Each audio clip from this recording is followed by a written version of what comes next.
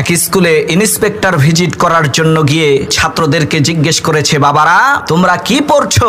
বলে যে ইতিহাস। ইন্সপেক্টর বলে, ঠিক আছে তাহলে ইতিহাস থেকেই প্রশ্ন করছি, বলো তো চীনের প্রাচীর কে ভেঙেছে? তার এই কথা শুনে সমস্ত ছাত্রছাত্রী চুপ হয়ে গেল, কেউ কোনো কথা বলে না। এখন একেবারে পেছনের বেঞ্চে যেই ছেলেটা বসে আছে সে চিন্তা করলো, সর্বনাশ, এ কি মহা মুসিবত, কেউ যদি স্বীকার না করে তাহলে তো এই দোষটা আমার ঘাড়ে এসে পড়বে। এদিকে কেউ যখন কোনো উত্তর দিল না, তখন সেই ইন্সপেক্টর পেছনে বসে থাকা ওই ছেলেটাকে জিজ্ঞেস করলো, এই তুমি বলো তো চীনের প্রাচীর কে ভেঙেছে?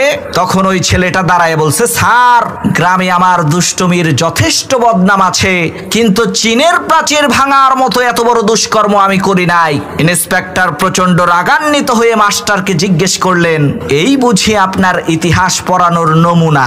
মাস্টার ইন্সপেক্টরের বিরক্তি ভরা মুখ দেখে বলছেন, স্যার